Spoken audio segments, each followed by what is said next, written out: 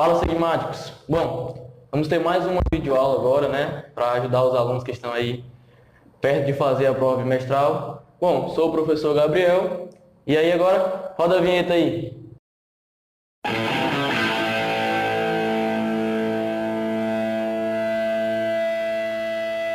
Bom, um dos assuntos que vai cair na nossa prova bimestral agora é sobre regra de 3, certo?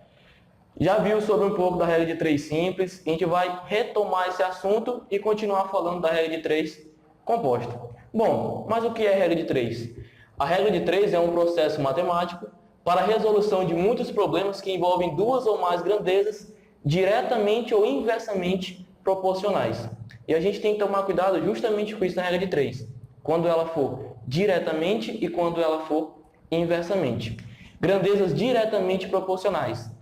Duas grandezas são diretamente proporcionais quando o aumento de uma implica no aumento da outra na mesma proporção. Ou seja, ambas vão ou aumentar ou vão diminuir na mesma proporção. O tanto que uma aumenta, a outra também vai aumentar. Uma vai diminuir, a outra também vai diminuir. E as grandezas inversamente proporcionais já é o contrário. Uma aumenta e a outra diminui. Então, tem que ficar bem atento com relação a essas duas grandezas. Bom, sobre a regra de 3 simples. Nesse sentido, a regra de 3 simples é necessário que 3 valores sejam apresentados para que assim a gente descubra o quarto valor. Bom, então a regra de 3 vai ser dada 3 valores e vai perguntar o quarto. Exemplo 1. Para fazer o bolo de aniversário, utilizamos 300 gramas de chocolate. No entanto, faremos 5 bolos. Qual a quantidade de chocolate que necessitaremos? Bom, e aí aconselho você dar uma pausa, né? Tenta resolver e depois continua o vídeo. Bom, o que acontece? A primeira coisa para resolver uma regra de 3 é você pegar as grandezas. Como assim as grandezas? O que está sendo falado na questão? Bolo e gramas. Então, ele fala que se eu for fazer um bolo, eu vou usar 300 gramas. 5 bolos, X gramas, que é o que ele quer saber. Então, a gente volta lá para a definição. Ele me deu 3 valores e quer descobrir o quarto. Então, depois que eu separei as grandezas e tirei os dados da questão, sei o que vai estar sendo, o que a questão vai estar pedindo, eu tenho que olhar agora se ela é diretamente ou inversamente proporcional. Nesse caso, a gente não vai analisar os números, e sim as grandezas. Como assim? Um bolo 300 gramas, eu vou olhar isso? Não, eu vou olhar. Para fazer um bolo, eu uso uma quantidade X de gramas. Se eu aumento a quantidade de bolos, o que vai acontecer com as gramas? Eu vou usar mais gramas ou eu vou diminuir a quantidade de gramas para fazer os 5 bolos? Eu vou aumentar. Então, se eu aumentei a quantidade de bolos e vou ter que aumentar a quantidade de gramas, isso é uma regra de 3 simples, o quê? Diretamente proporcional. Se ambas aumentaram, ela é diretamente proporcional. Bom, então nesse caso, x é a nossa incógnita, é o valor que a gente quer descobrir, ou seja, o quarto valor a ser descoberto. Feito isso, os valores serão multiplicados de cima para baixo.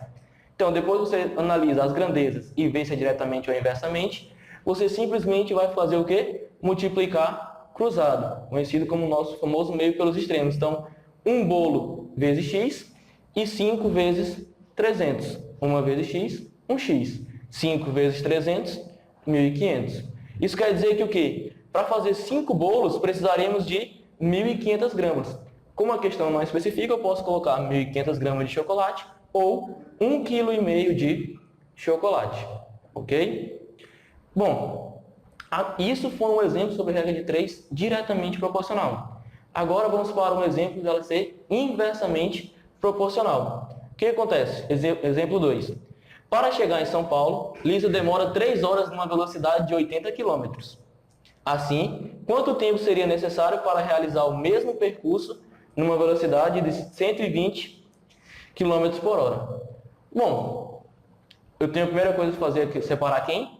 As grandezas. Quais são as grandezas que o texto me fala? Hora e quilômetro por hora, ou seja, tempo e velocidade.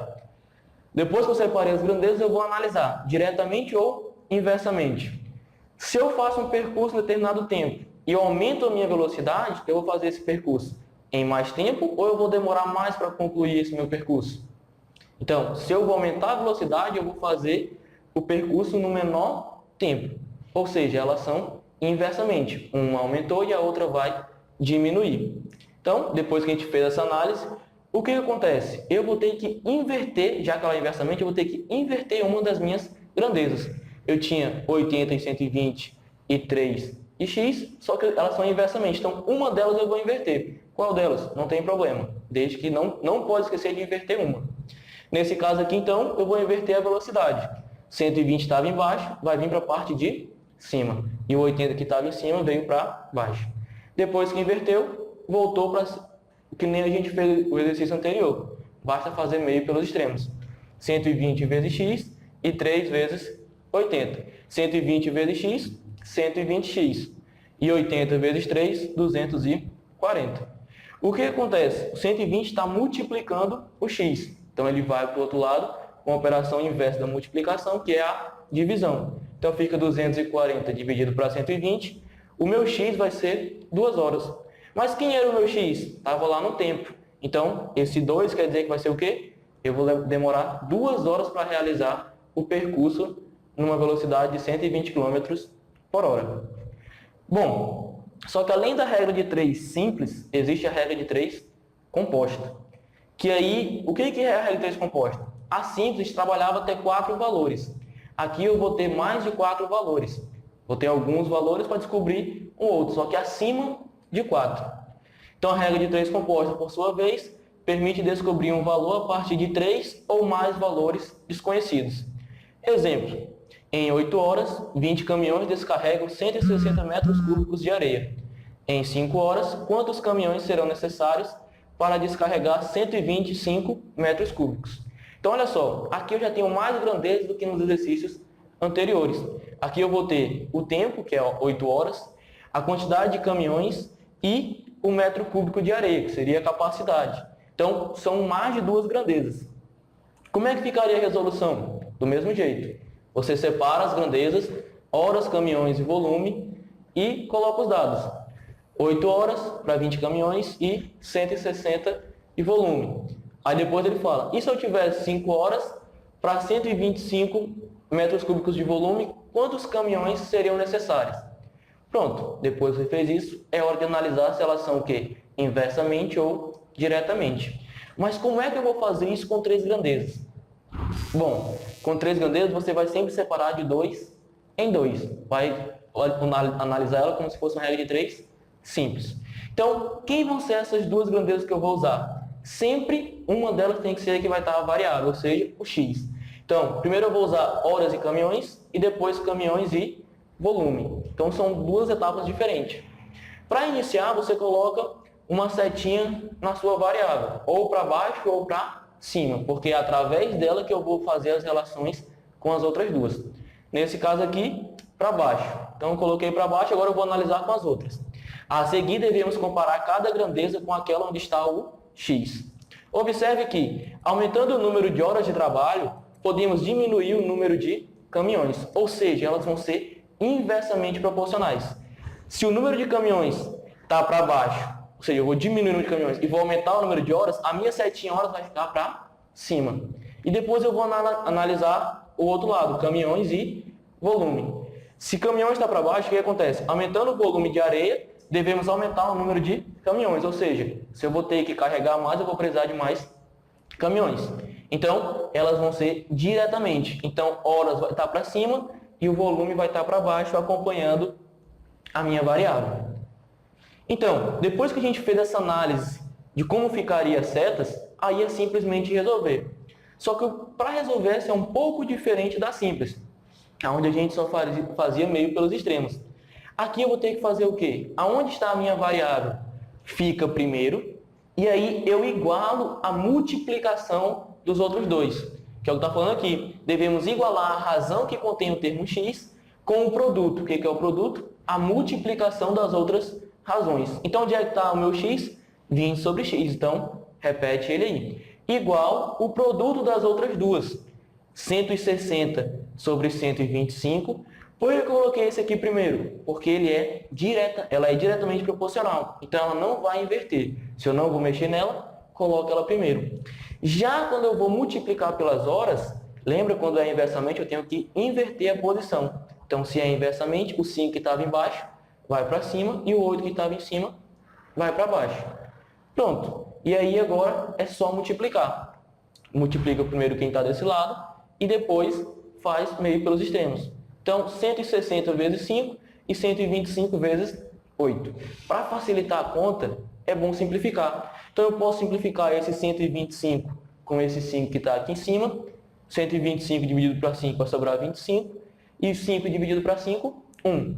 Assim como dá para simplificar 160 pelo 8. 8 dividido para 8 é 1. E 160 para 8, 20. Ficando como? 20 sobre x igual a 4 quintos. O que a gente faz, então?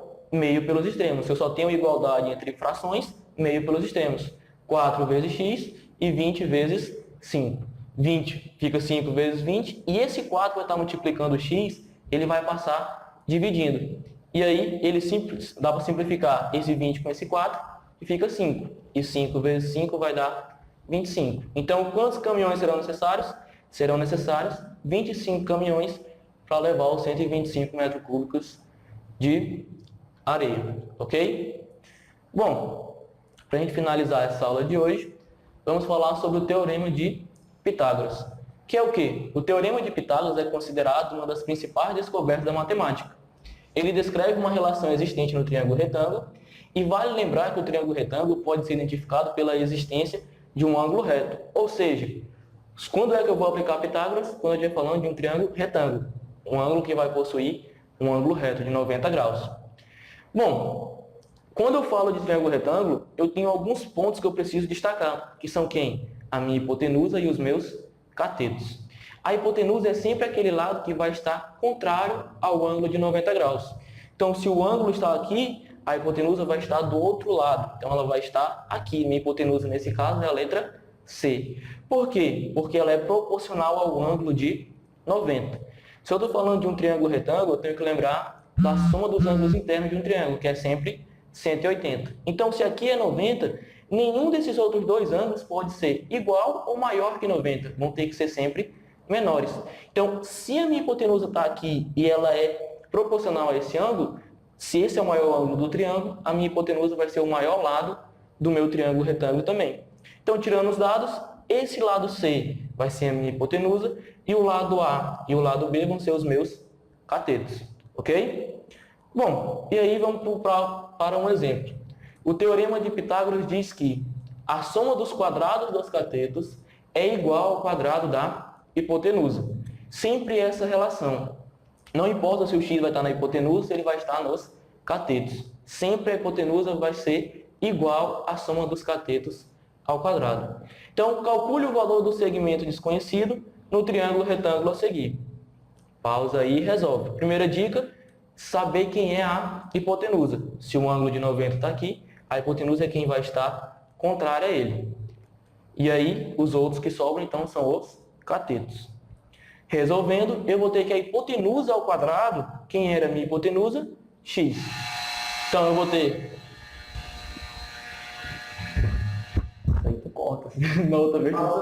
Na outra vez tu deixou, isso aí tu corta. Ah, eu tava onde? Perfeito, bom. Então vamos lá. Então a primeira coisa que eu tenho que analisar é quem é a minha hipotenusa. Então se o ângulo de 90 está aqui, a minha hipotenusa vai ser o x, porque está contrário ao ângulo de 90.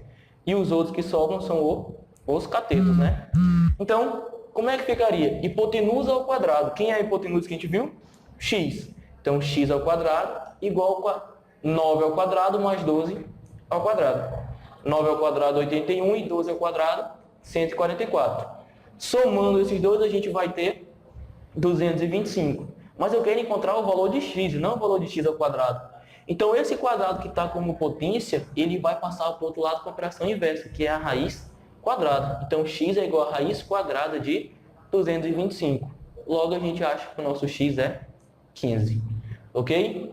E aí, na próxima aula, a gente continua o resto do conteúdo. Boa prova a todos.